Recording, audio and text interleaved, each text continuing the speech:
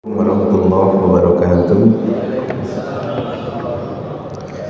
Alhamdulillah, syukurillah, wala haula wala quwata illa billah. Qul kuntum tuhibbunallah fattabi'ukumullah wa yaghfir lakum dzunubakum wallahu ghafurur rahim. Bapak Ibu yang dirahmati Allah, tidak kata yang pantas kita aturkan saat ini kecuali rasa syukur kehadirat Allah Subhanahu wa taala yang telah memberi kita begitu banyak kenikmatan, terutama nikmat iman Islam, nikmat waktu, niat, semangat, hingga nikmat sehat, sehingga kita bisa jamaah sholat subuh. Dilanjutkan dengan kajian pada subuh di Masjid Al-Badar ini, insyaallah dalam keadaan sehat walafiat semuanya. Amin.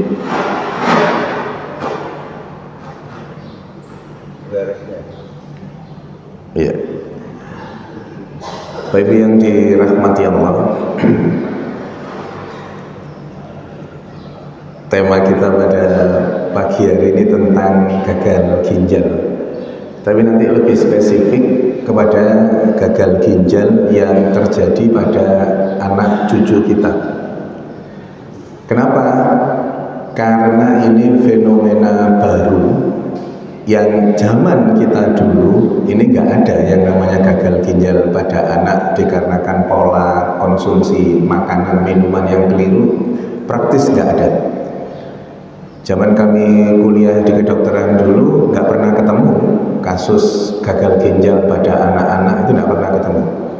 Tapi saat ini sangat banyak anak-anak kecil yang sudah dicuci darah.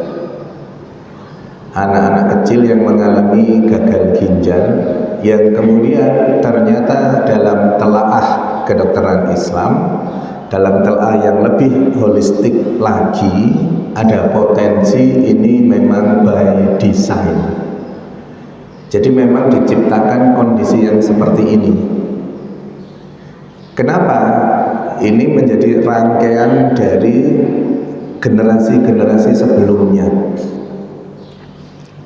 Generasi yang lahir antara 2010 sampai 2025 nanti itu namanya generasi apa? Generasi alfa. Jadi 2010 ini harus dimengerti karena ini nanti akan jadi satu rangkaian. Kenapa kok kemudian banyak muncul penyakit ginjal, gagal ginjal pada anak? Ya.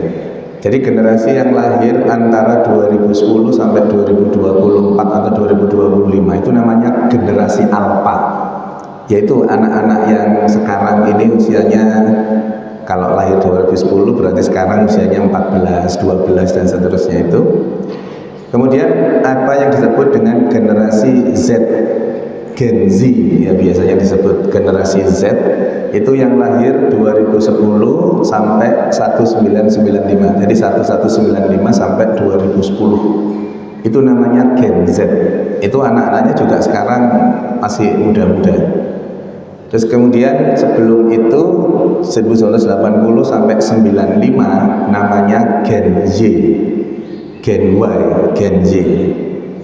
80 sampai 65 namanya Gen atau generasi X. Ya, generasi X itu yang namanya generasi milenial, X itu. Saya panjenengan sepertinya lahir di tahun itu ya. Enggak. 65 sampai 80 itu Gen X. 65 sampai 45 atau 45 sampai 65 itu namanya generasi baby boomer. Baby boomer itu ya banyak bayi yang lahir karena baru merdeka, terus banyak yang kemudian melahirkan. Jadi 45 sampai 65 namanya baby boomer, 65 sampai 80 namanya generasi X, 80 sampai 95 generasi Y, 95 2010 generasi Z, 2010 2024 atau 25 namanya Gen Alpha. Nanti 25 sampai 40 gen apa namanya? Generasi apa namanya? Betul, setelah alfa beta. 40 sampai 55 belum ditentukan. Yang sudah ditentukan betanya. Nanti Indonesia 2045 disebut Indonesia apa? Masa emas. Itu nanti nggak akan tercapai ketika kondisi yang ada saat ini tidak kita antisipasi. Jadi saat ini tuh ada sekelompok penamaan, ada yang menyebutnya generasi strawberry.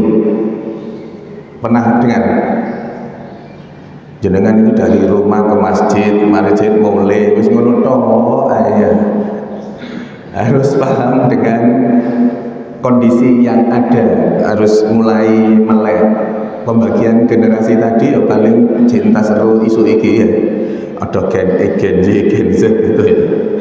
Nah, kita harus paham karena ini proses yang terus berlanjut yang kemudian nanti diduga dalam konteks kedokteran Islam maupun konteks bernegara diduga nanti akan ada lost generation, ada generasi yang hilang ketika kita tidak berbuat apapun terkait dengan kondisi yang ada saat ini.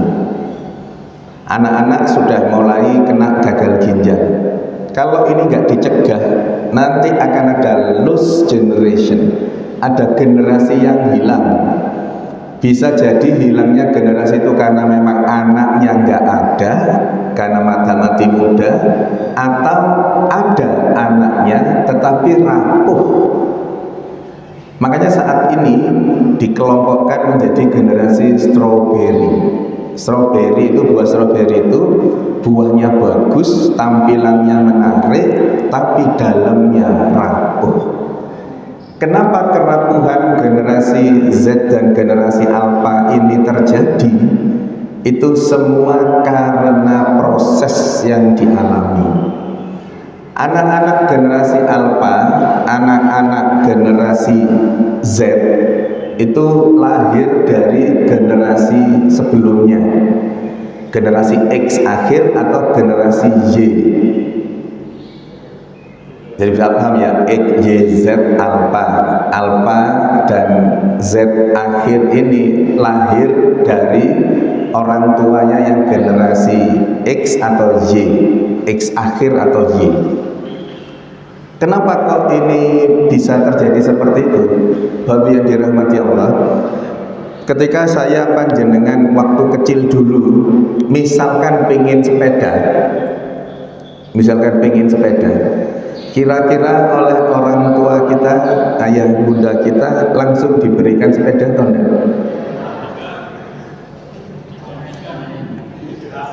Pasti ketika minta sepeda ada effort yang dikeluarkan, ada syaratnya. Misalkan yo nabung, ya sudah, akhirnya uang jajan kita dikumpulkan, terus dipotong, dikumpulkan, gitu ya. Untuk mendapatkan sepeda itu butuh effort, butuh sumber daya, butuh kekuatan untuk mendapatkannya, atau dalam bentuk prestasi. Nggak apa-apa, nanti dibelikan sepeda kalau di kelas ranking 1. Nah, tahun-tahun atau zaman itu prestasi itu diukurnya dengan ranking di kelas. Walaupun pada perjalanannya itu banyak evaluasi, nggak selalu harus ranking di kelas untuk menjadi orang yang sukses itu. Karena kecerdasan anak-anak itu macam-macamnya, sesuai Gartner itu kecerdasan anak-anak itu ada 9 kecerdasan. Nah, maka ketika dulu kita meminta sesuatu, pasti ada sesuatu pula yang kita lakukan. Nah, anak-anak generasi Z, Gen Z akhir dan generasi Alpha saat ini itu lahir dari orang tua yang generasi Y. Mereka mengalami itu, apa yang kemudian terjadi? Mereka tidak ingin anak-anaknya mengalami kesulitan seperti mereka. Jadi generasi X akhir atau generasi Y itu kalau ketika punya anak, tidak ingin anaknya itu susah seperti mereka.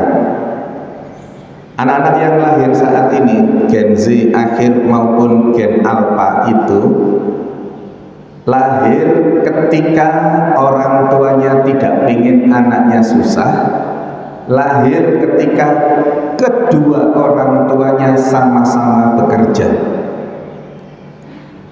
Kira-kira orang tuanya sama-sama bekerja enggak? Sama-sama bekerja. Ketika sama-sama bekerja, kemudian harus menyiapkan sarapan untuk anak-anaknya, mereka jauh lebih memilih sesuatu yang instan, memilih sesuatu yang langsung, tidak pengen ribet-ribet. Maka ini proses yang kemudian terjadi, urut-urutan yang kemudian melahirkan generasi stroberi itu, termasuk ketika gagal ginjal ini nanti yang kita bahas. Anak-anak sekarang ketika minta handphone, tidak ada yang kemudian ayo nak ranking dulu misalkan seperti dulu, atau nabung ayo uangnya dia, enggak. Orang tuanya tidak pengen ribet, orang tuanya tidak pengen anaknya susah, maka dibelikan handphone secara langsung. Ternyata pola seperti itu menumbuhkan anak yang kemudian tidak struggle, tidak punya daya juang. Zaman kita dulu nggak ketemu anak SMP bunuh diri, itu nggak ada ceritanya. Anak sekarang ngalami apa sedikit, kemudian ada usaha bunuh diri, ngalami kegagalan sedikit, ngeluh depresi dan seterusnya. Maka pola ini berbeda sama sekali. Maka kita tidak bisa menerapkan pola pendidikan di anak-anak kita itu sama dengan zaman kita dulu. Pasti berbeda dan pasti ada perubahan yang signifikan. Maka itu tadi, dibagilah generasi berdasarkan masa kelahirannya, yang itu ternyata memang berbeda-beda dampaknya. Nah, kaitan dengan itu, maka terus kemudian tumbuhlah bisnis-bisnis kaitan dengan pola makan, pola asuh, pola konsumsi yang ada di generasi sekarang. Maka mohon maaf, muncullah mie gajoan, muncullah mixu, muncullah bismi, muncullah apalagi itu makanan, minuman dan seterusnya itu, yang ternyata pada telaah medis, telaah kesehatan, yaitu makanan-makanan yang kemudian menjadi penyebab dari timbulnya gagal ginjal pada anak. Mohon maaf harus menyebut etnis. Dalam benak panjenengan yang pernah melihat di mie gajoan, di mixu itu, mohon maaf, ada anak Cinanya enggak yang ngantri? Ada enggak? Enggak ada. Mereka sudah pada tahu. Maka nanti ketika anak-anak kita yang kemudian mengkonsumsi itu dengan tanda kutip berlebihan terus menerus itu, nanti satu saat sudah akan sangat rapuh secara medis, sangat rapuh secara kemampuan untuk beradaptasi, sangat rapuh ketika menghadapi sebuah permasalahan. Maka yang muncul bukan anak-anak kita. Maka dalam telaah kedokteran Islam ini by design. Saya panjenengan punya kewajiban yang sama untuk mencegah jangan sampai ini terjadi. Bagaimana caranya? Nanti kita bahas. Kali ini konteksnya adalah konteks gagal ginjal yang kemudian marak di kalangan anak-anak kecil, anak-anak muda yang kemudian terserang gagal ginjal yang akhirnya menyebabkan harus cuci darah. Ya. Itu basicnya seperti itu ya. Jadi kerangka berpikirnya seperti itu. Kenapa kok kita membahas tentang gagal ginjal, terutama nanti pada anak, itu karena hal itu tadi. Kalau kita tidak bergerak, kalau kita nggak melakukan sesuatu, kalau kita nggak mencegah, nanti akan ada lost generation. Nanti 10-15 tahun ke depan akan ada penyakit-penyakit baru yang kemudian bermunculan gara-gara proses yang seperti ini. Nah, gampangannya gini, ginjal itu organ yang kecil yang di pinggang yang fungsinya untuk menyaring, fungsinya untuk men-screening dan membuang racun-racun yang ada di dalam tubuh kita. Secara sederhana itu, ginjal itu ada dua, di kiri dan kanan, bentuknya sama, besarnya sama. Maka nyebutnya cukup satu kali saja, tidak usah dua-duanya disebut, salah satu saja, ya, ginjal, tidak usah dua-duanya. Karena ada dua itu disebut ginjal-ginjal gitu, enggak ya. Kalau paru-paru pernah kami jelaskan kan, kalau paru-paru memang harus disebut dua, paru-paru, karena paru kiri dan paru kanan berbeda, maka disebut dua-duanya paru-paru. Kalau ginjal enggak sama, maka satu saja. Nah, ini fungsinya ginjal, menyaring darah dan kemudian membuang limbahnya, membuang racunnya, membuang residunya, kemudian memantau mengendalikan tekanan darah, nanti juga cairan tubuh, keseimbangan asam basa, sel darah merah dan seterusnya. Secara sederhana, fungsi ginjal yang paling utama itu adalah menyaring racun. Loh, kok bisa tubuh kita memproduksi racun? Kita bernafas ini saja menghirup oksigen, mengeluarkan racun dalam bentuk karbon dioksida. Nah, setiap proses metabolisme yang terjadi di dalam tubuh kita, ketika kemudian menimbulkan tenaga, menimbulkan energi, pasti juga akan menimbulkan racun. Sederhananya, sepeda motor kita itu ketika diisi bensin, sepeda motornya bisa jalan, timbul energi, timbul tenaga, menghasilkan apa selain tenaga itu? Asap knalpot. Asap knalpot itu racun. Tubuh kita sama persis. Ketika kita menghirup oksigen, ketika mendapatkan asupan makanan, berproses, terjadi metabolisme tubuh, menghasilkan racun. Macam-macam racunnya itu. Nah, racun itu semuanya dikirim ke ginjal untuk kemudian dibersihkan oleh ginjal. Jadi racunnya dibersihkan, kemudian setelah bersih racunnya ditumpuk, gampangannya gitu ya. Jadi dari darah, seluruh pembuluh darah itu nanti akan mengirim racunnya ke ginjal. Di ginjal dibersihkan racunnya tadi, racunnya ditumpuk, gitu gampangannya. Darah yang sudah bersih dari racun balik ke dalam tubuh, racunnya ini dikeluarkan dalam bentuk buang air kecil kita itu, pipis kita itu. Jadi semula berasal dari darah yang mengandung racun, dibersihkan di ginjal, dikumpulkan oleh ginjal, racunnya dikeluarkan melalui mekanisme buang air kecil kita, pipis kita itu.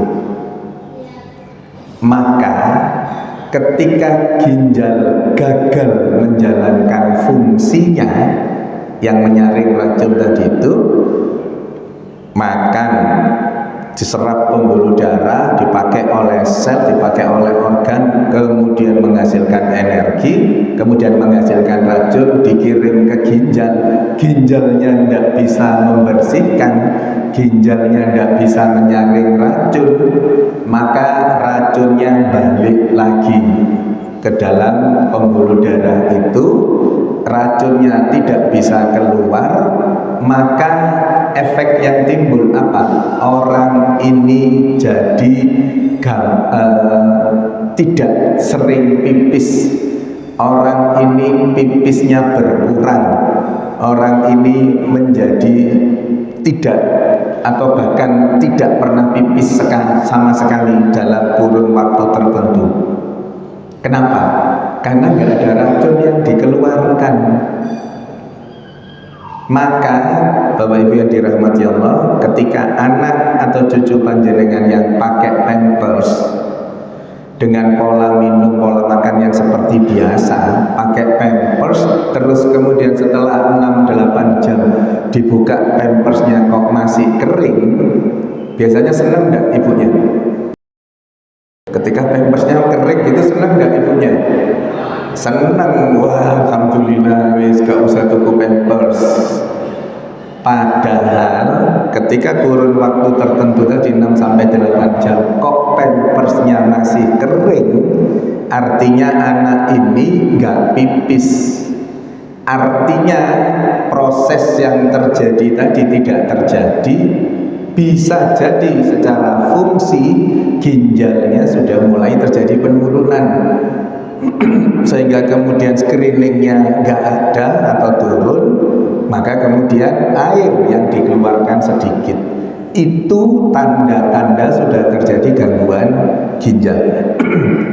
Makanya jangan seneng kalau pampersnya masih kering setelah 6-8 jam tuh, oh kering alhamdulillah gitu. Enggak, nanti prosesnya di belakang ada ya.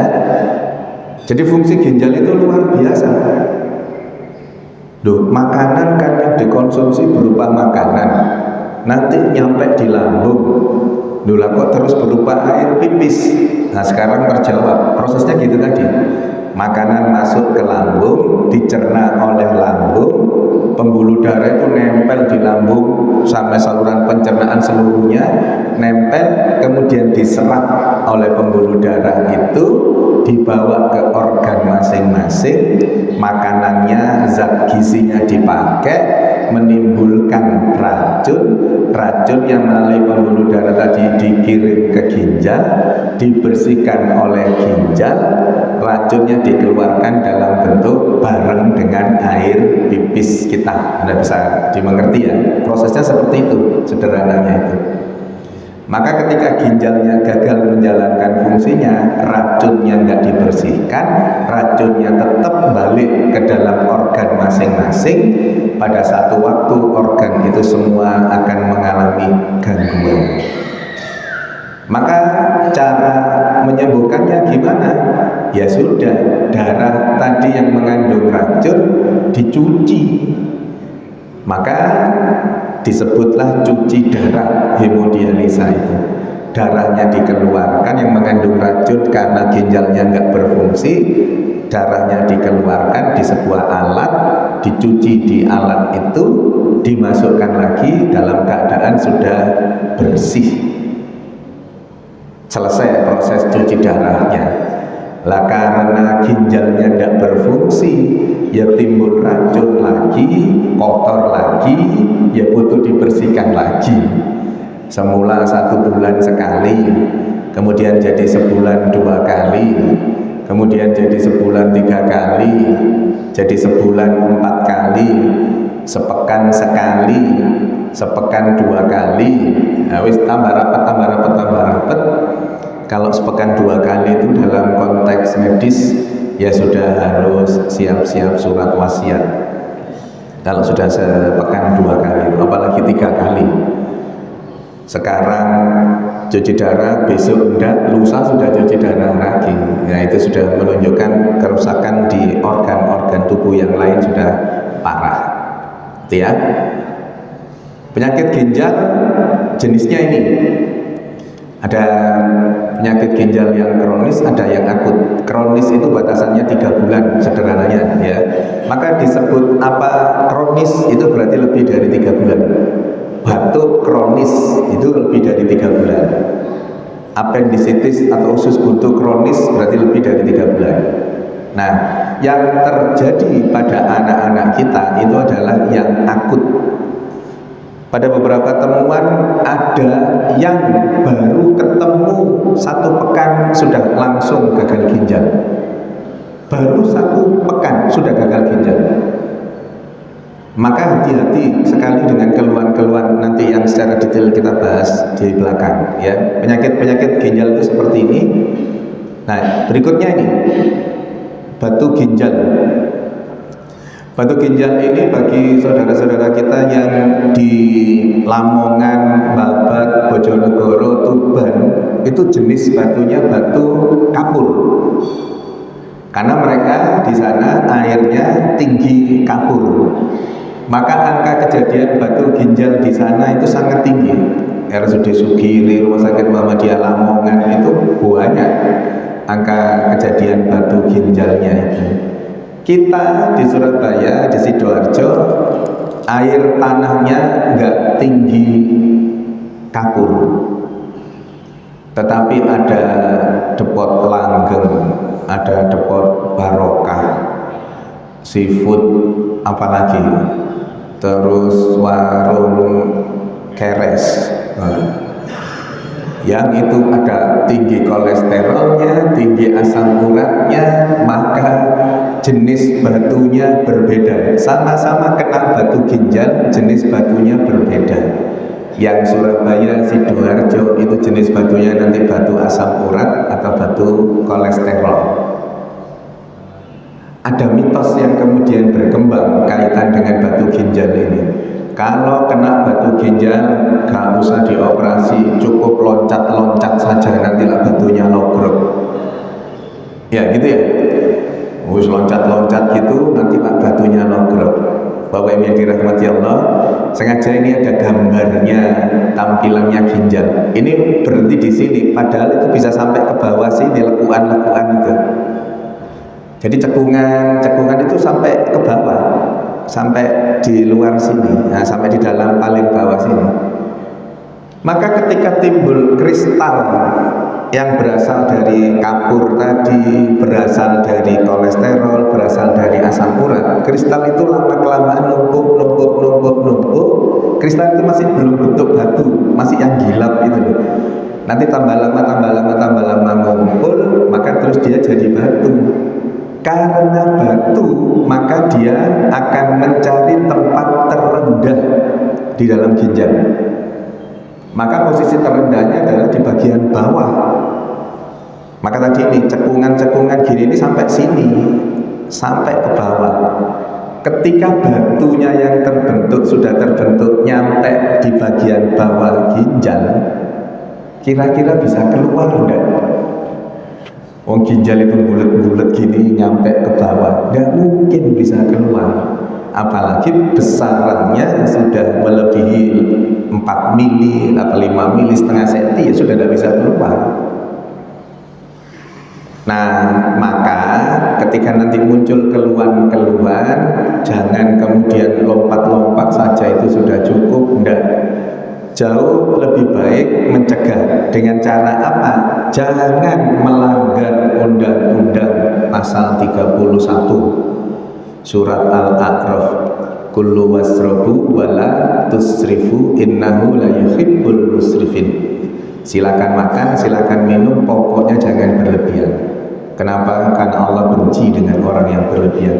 Ternyata keberlebihan kita saat makan itu melanggar pasal 31 tadi itu, efeknya banyak.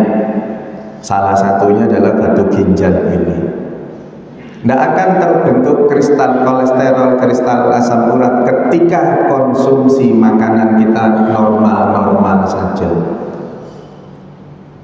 Tubuh dengan mekanisme sangat luar biasa. Laqad khalaqnal insana fi ahsani taqwim. Sudah sangat sempurna. Ketika kita normal saja, tidak melanggar surat Al-A'raf 31 tadi itu, insya Allah nggak akan ada gangguan apapun di dalam tubuh kita. Ketika kemudian berlebihan, ada pasal yang dilanggar, efeknya sangat banyak. Salah satunya batu ginjal, karena kita berlebih memakan kolesterol, memakan asam urat. Ya. Batu ginjal itu. Kemudian nanti pada perjalanannya akan menyebabkan rusaknya struktur yang ada di ginjal, menyebabkan gagal ginjal. Kemudian penyakit ginjal bawaan ini keturunan, bukan keturunan, bawaan. Jadi lahir sudah kena penyakit itu, given, pemberian dari Allah. Wala fis sama'i wal azwar min dalik wal akbar wa ila fi kitabim mubin. Hal-hal kecil, hal-hal besar yang terjadi di dalam diri kita itu sudah tertulis di Lauhul Mahfuz.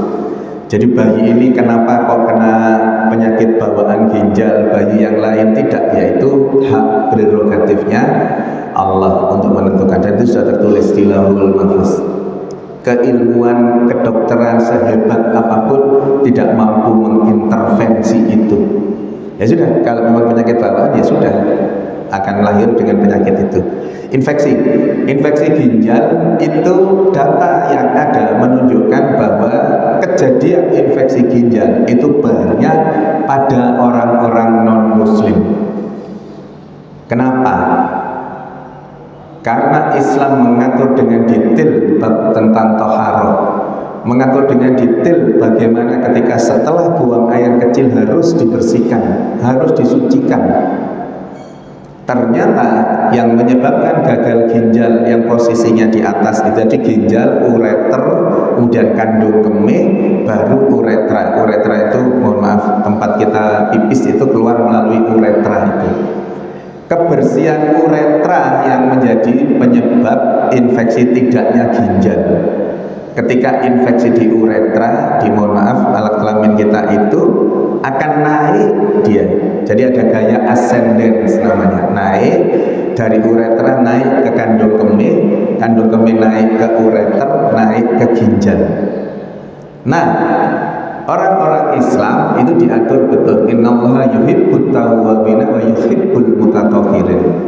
Bahwa Allah itu sangat sayang dengan orang-orang yang bertobat dan orang-orang yang mensucikan diri, orang-orang yang bersih. Maka wajar angka kejadian infeksi saluran kemih ini banyak pada orang-orang non-muslim. Kenapa? Karena mereka tidak mengatur itu. Islam mengatur itu dengan detail. Panjenengan kalau kebetulan ke mall, bagi bapak-bapak yang kemudian bareng pipis di toilet yang di tembok itu kalau kita kan pipisnya jelek, airnya keluarkan, kita sucikan. Tapi orang-orang non-muslim enggak. Kira-kira jenengan pernah bareng enggak sama orang yang seperti itu? Begitu pipis selesai, gini itu sambil resletingnya ditutup langsung pergi langsung. Enggak ngurusi itu.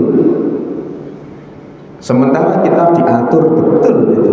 Maka wajar ketika angka infeksi saluran kemih atau saluran kencing itu banyak pada mereka itu. Maka bersyukur kita, Islam mengatur sedemikian detail.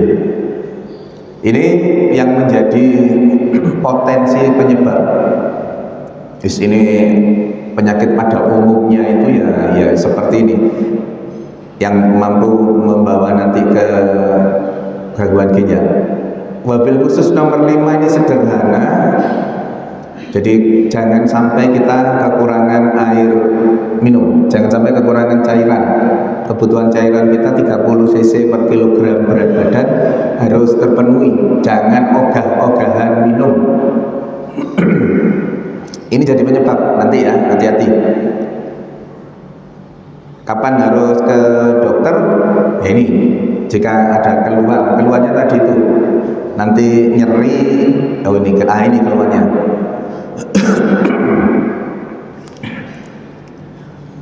Ada nyeri di pinggang, kemudian ada bengkak di kaki. Nah, pertanyaannya, kenapa kok bengkak kakinya? Orang dengan gangguan ginjal itu pasti bengkak kakinya. Prosesnya tadi itu, ketika cairan yang diproduksi itu mestinya dipakai untuk mengeluarkan racun tadi itu, kalau dia nggak bisa menjalankan fungsinya, otomatis kan nggak ada racun yang kemudian dikeluarkan. Maka air pipisnya turun drastis, berkurang atau bahkan nggak ada air pipisnya. Maka cairan tadi itu ngendon di bagian paling rendah tubuh kita, kaki itu, naik sampai ke tulang kering. Nanti juga ngendon di paru-paru, paru-parunya kebedong cairan, maka nanti timbul keluhan sesak. Jadi orang-orang dengan gangguan ginjal itu nanti sesak, karena sederhananya paru-parunya kebedong sama cairan. Yang di bawah turun di tungkai, di kaki, telapak kaki kita itu nanti bengkak. Bedakan bengkak sama gemuk, gimana caranya? Gimana?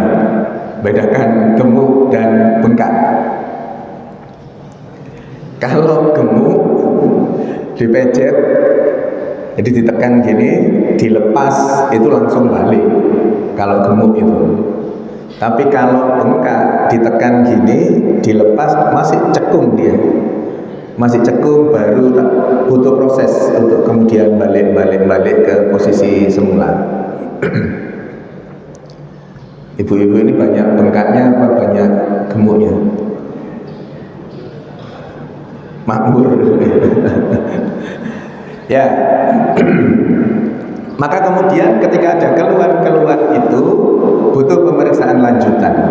Nah, butuh pemeriksaan lanjutan dalam bentuk apa? Ya, periksa darah, periksa urin, periksa pipis tadi itu, bisa di USG, bisa di biopsi. Nah, sekarang spesifik ke anak, karena ini tanggung jawab kita bersama. Jangan sampai anak cucu kita nanti jadi rapuh karena gangguan ginjal. Prinsipnya sama, tetapi kemudian ada hal yang harus kita perhatikan karena daya tahan anak cucu kita masih sangat minim, ya. Ini tadi fungsi ginjal menyaring limbah sisa metabolisme dalam darah dan membuangnya melalui urin, air pipis kita itu. Maka ini saya menulis di Matan edisi bulan apa ya, lupa saya, beberapa bulan yang lalu kok, karena keprihatinan itu, angka kejadiannya tinggi, terus kita tidak berbuat apa-apa, maka harus dicegah, jangan sampai ini terus. Maka saya menulis ini di Matan itu. Prinsipnya tadi ya, ginjal gagal menjalankan fungsinya, limbah akan numpuk, racun tadi akan numpuk di dalam tubuh, kemudian pasti akan membahayakan. Nah, ini gejalanya. Jadi harus hati-hati ketika melihat anak cucu kita mengalami seperti ini.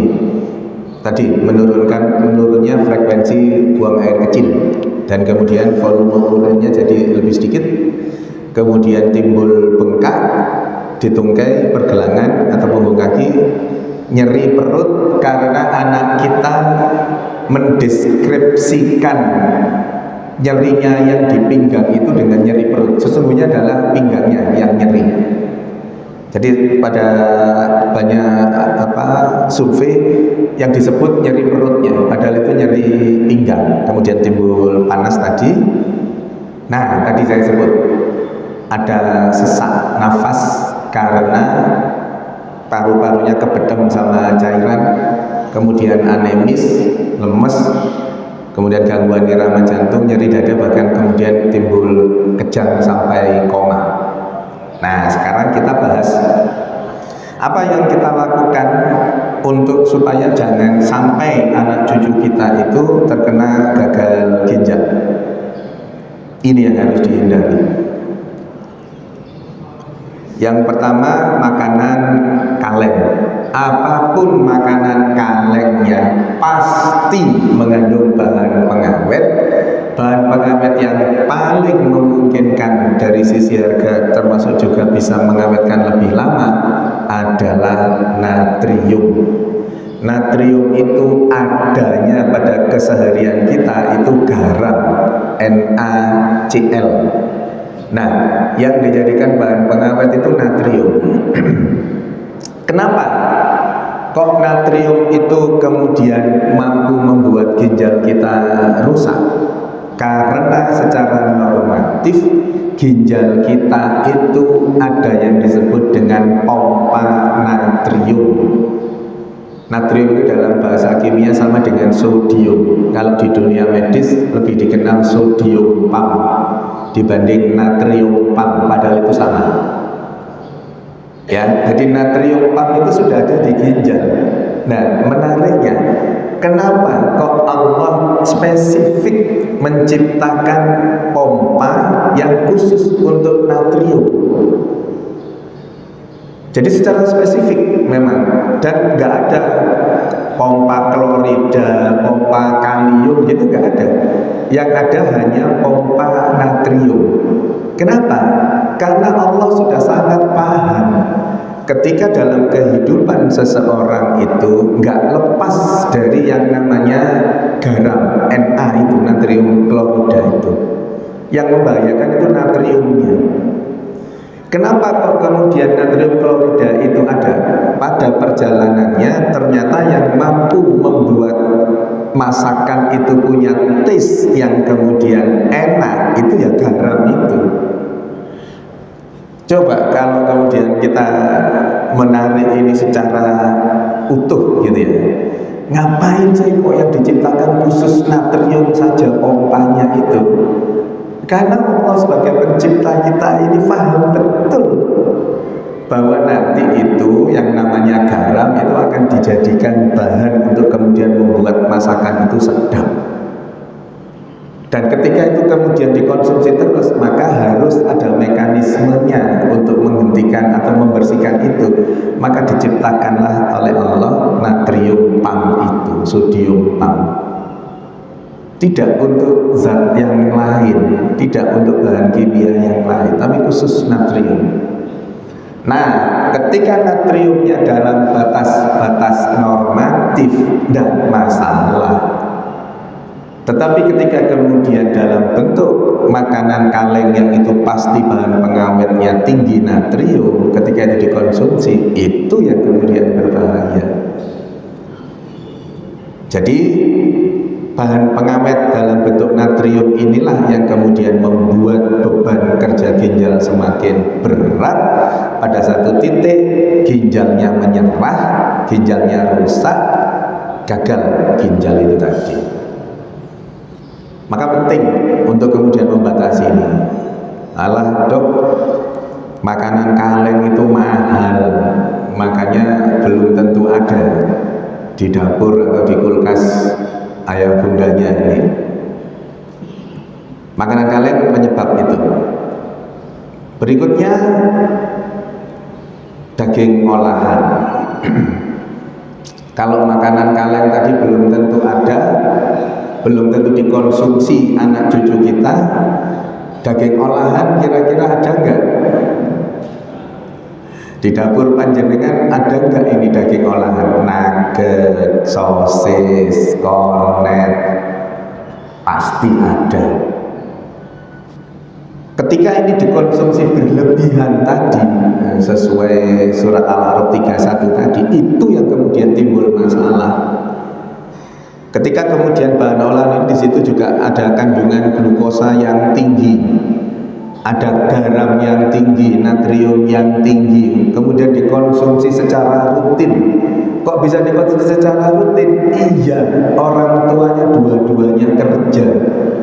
Ketika terus kemudian harus menyiapkan makan anak-anaknya, ribet.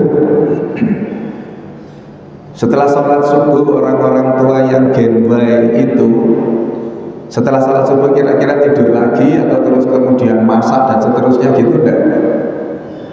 Mari subuh paling turu, terus nanti jam-jam 6 bangun gitu, tidak sempat untuk kemudian masak. Yang paling mudah diakses adalah goreng nugget, goreng sosis, apalagi kemudian ditambahi dengan yang ini, jangkep sudah. Tambahi mie instan.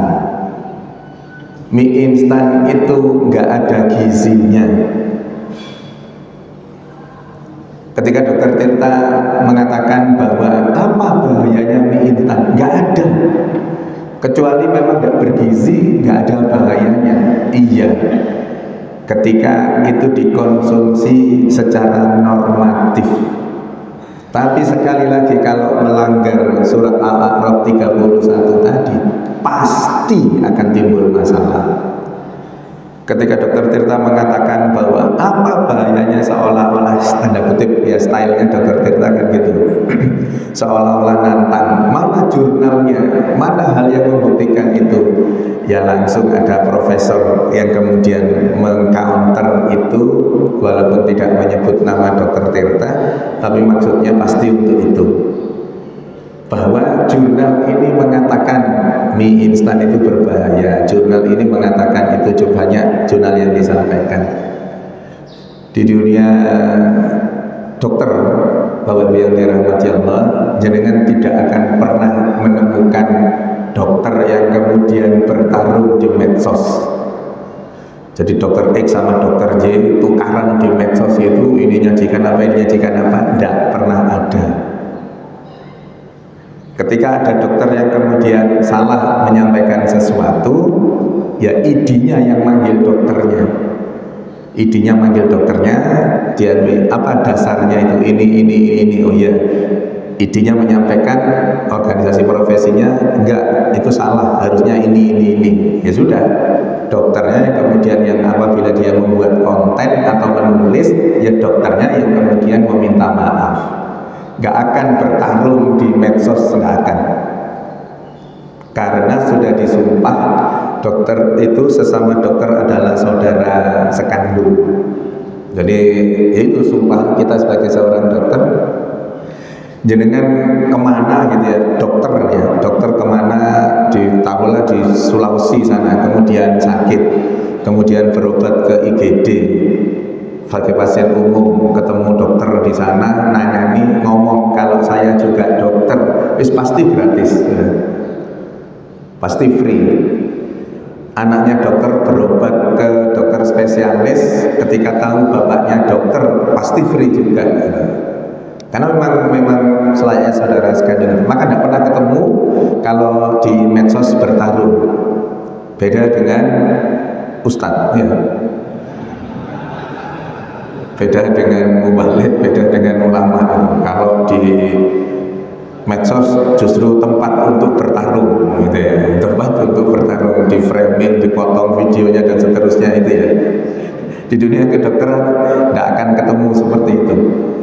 Maka apa yang disampaikan Dr. Tirta, makanan-makanan instan dalam konteks ini mie nggak berbahaya, iya, ketika dikonsumsi secara normal. Nah, kapan disebut nggak normal? Nah, itu yang memang tidak disampaikan Dr. Tirta. Disebut normal ketika konsumsinya dalam satu pekan cukup satu kali. Mekanismenya gimana? Tadi makanan kaleng, makanan daging olahan, makanan instan itu menjadi racun di dalam ginjal. Maka racun itu ketika dibersihkan oleh ginjal butuh waktu. Ibaratnya ya, racunnya tebelnya 5 cm ibaratnya. Ginjal membersihkannya itu atasnya dulu dibersihkan, dikeluarkan dalam bentuk air pipis.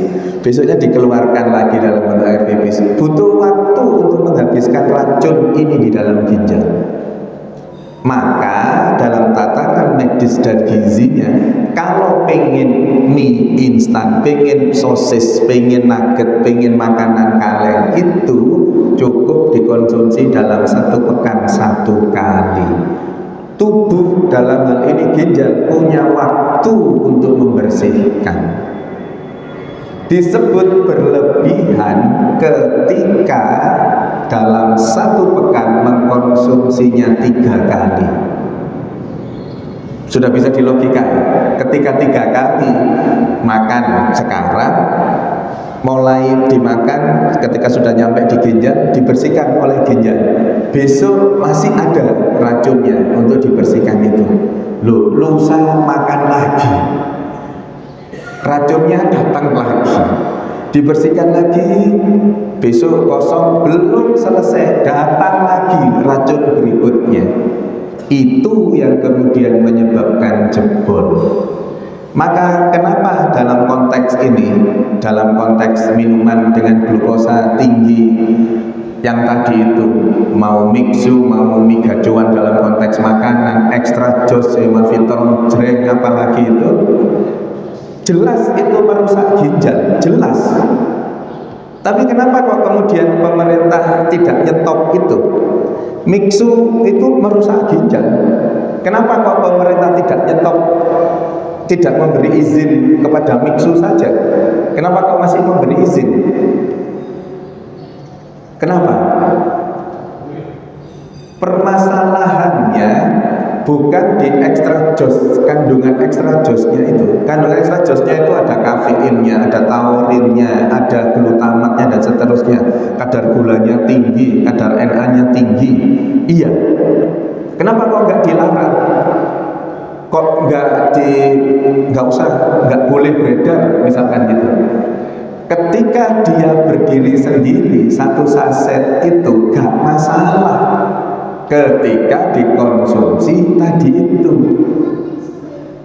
Ketika tidak dikonsumsi secara berlebihan, ketika disebut berlebihan berapa? Itu tadi, ketika 1 pekan 2 kali. Jadi permasalahannya bukan di banyaknya tumbuh mie gacoan atau banyaknya tumbuh mixu dan seterusnya itu, tetapi di pola makan kita yang kemudian menimbulkan bahaya itu. Minum extra jus tidak masalah ketika tidak dijadikan sesuatu yang rutin. Saya punya pasien 24 tahun, laki-laki, security, gagal ginjal. Gagal ginjal karena apa? Minum extra jus sehari 3 kali. Jaga minum extra jus, pulang selesai jaga, mau tidur kan mesti ngumpul dulu sama teman-teman kos dan seterusnya, itu minum extra jus lagi. Bangun tidur mau aktivitas sore-sore itu cangkruan, minum extra jus lagi, menjelang jaga minum extra jus lagi. 3 atau 4 bulan jebol ginjalnya, sudah gagal ginjal. Maka hati-hati bahwa yang dirahmati Allah. Maka saya panjenengan punya kewajiban yang sama untuk mencegah anak cucu kita dari konsumsi makanan dan minuman yang menyebabkan gagal ginjal. Wong pada orang dewasa saja bikin ginjalnya jebol, apalagi pada anak-anak yang secara kematangan organ itu belum sepenuhnya matang, belum sepenuhnya berfungsi dengan baik, tapi sudah dihadapkan pada kondisi yang seperti saat ini. Jadi itu ya Bapak Ibu yang dirahmati Allah, kalau di rumah panjenengan masih ada makanan kaleng, lebih baik dikirim ke saya saja. Jadi jenengan nggak usah makan makanan kaleng. Ada sosis nugget ya, ada sosis nugget, kirimkan ke saya. Kalau mau dihabiskan konsumsinya itu tadi, sepekan cukup 1 kali. Hati-hati dengan anak cucu kita ya. Jadi Bapak Ibu dirahmati Allah, itu yang bisa saya sampaikan. Hati-hati dengan losing generation tadi, hati-hati dengan konsumsi anak cucu kita. Jangan sampai anak cucu kita gagal ginjalnya gara-gara kita nggak paham dengan hal yang terkait penyebab dengan gagal ginjal ini. Saya kira itu yang bisa saya sampaikan. Semoga ada manfaatnya. Mohon maaf kalau ada sesuatu yang kurang berkenan. Mari kita tutup dengan hamdalah dan tawakal majelis bersama-sama. Alhamdulillahirabbil alamin. Subhanakallahumma wa bihamdika asyhadu an la ilaha illa anta astaghfiruka wa atubu ilaik. Nasrun minallah wa fathun qarib wa basiril mu'minin. Assalamualaikum warahmatullahi wabarakatuh.